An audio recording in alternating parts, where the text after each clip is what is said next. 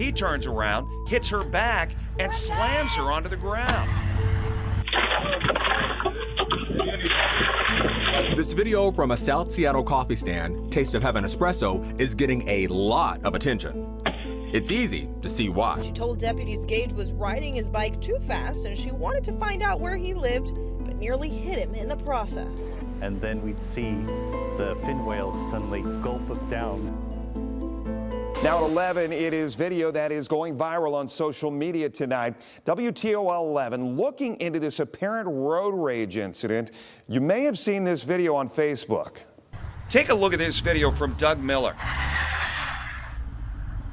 You can see the driver in the blue car slam on her brakes, get out, and start yelling on Hathaway in East Toledo.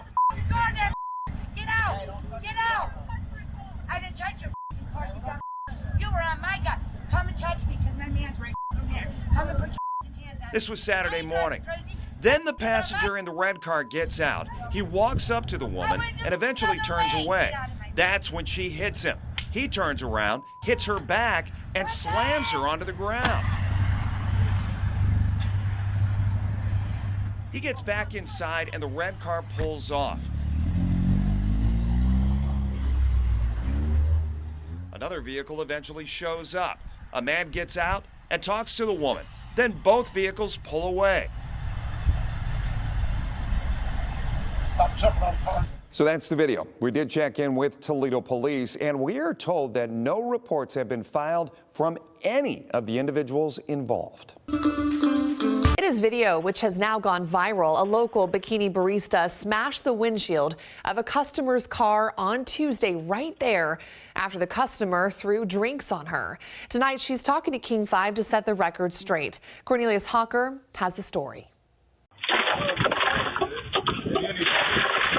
This video from a South Seattle coffee stand, Taste of Heaven Espresso, is getting a lot of attention.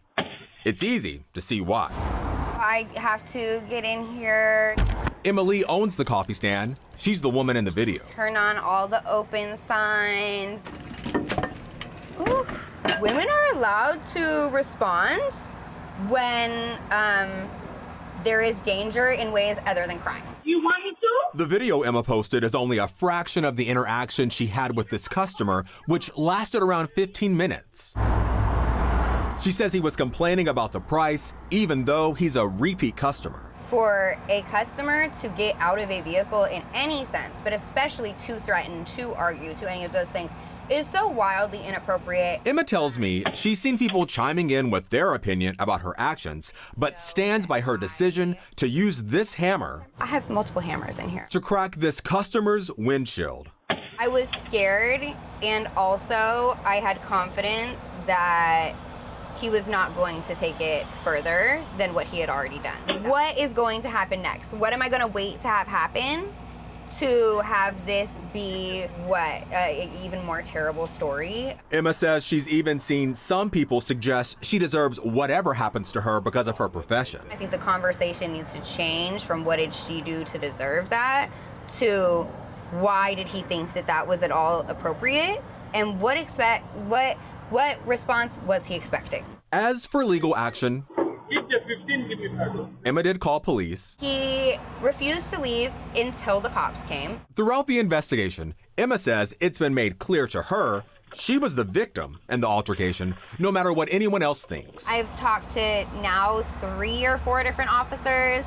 No one has said a single thing to me about what I've done. It's all been about, let's try our hardest to keep him away. Emma doesn't plan to let this incident stop her from doing a job she enjoys. The majority of men that pull up are kind, respectful, normal people that aren't looking at this as an opportunity to get my bad day out. Cornelius Hawker, King 5 News.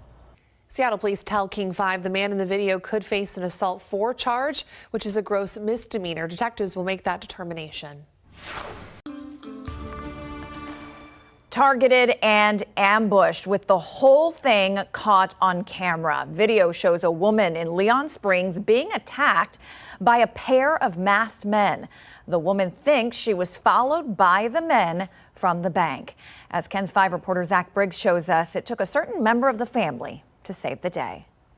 It happened so fast, but it felt like it was in slow motion to me. Noemi Moreno still shaken up after being attacked by masked assailants in the early afternoon of Friday, June 6. I'm like terrified. I'm always looking around now and making sure that nobody's following me, and I'm kind of leery, like going places by myself now. Moreno was taking care of some business at the bank here in Leon Springs. After cashing the checks, she went to pick up her kids at her mother-in-law's house nearby. When I arrived, I was in my car and I was debating, should I bring my purse or not? Moreno got out of the car with her money-filled purse, and right behind her, a red SUV pulled up after passing by just moments before. And these two guys, young guys, all dressed in black with the black ski mask, they started pulling my purse. And they pulled me so hard that I fell on the ground.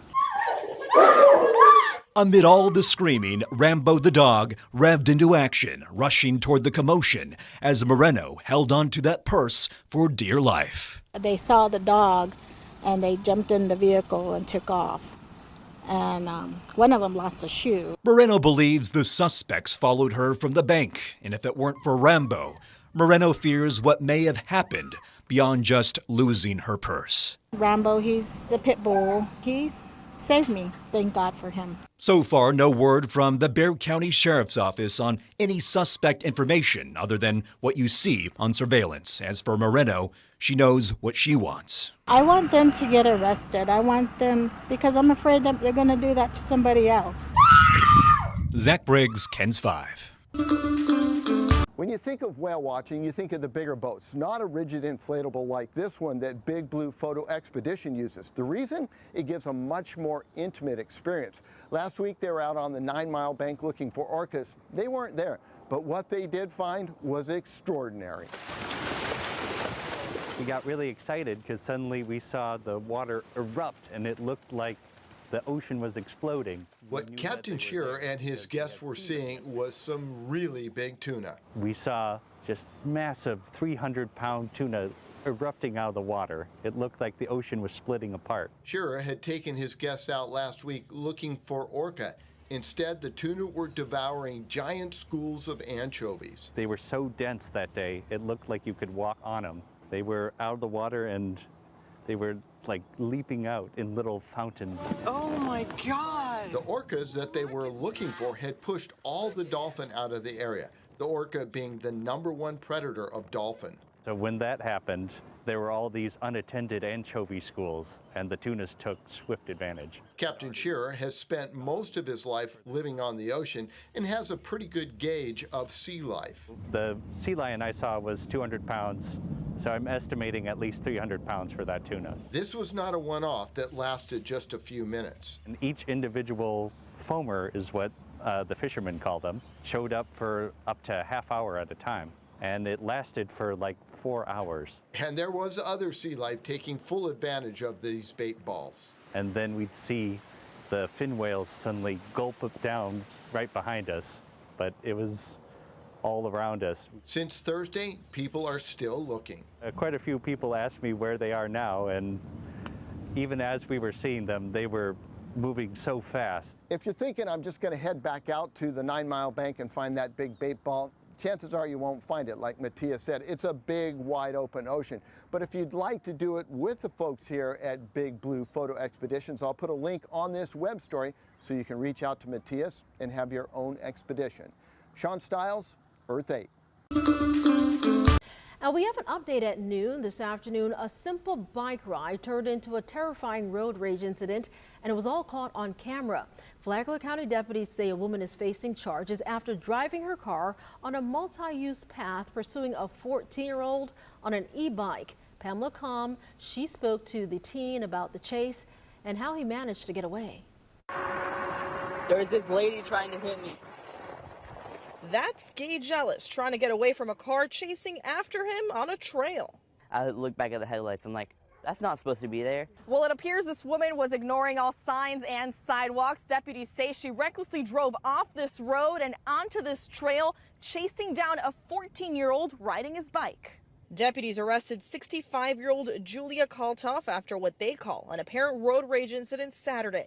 She told deputies Gage was riding his bike too fast and she wanted to find out where he lived but nearly hit him in the process.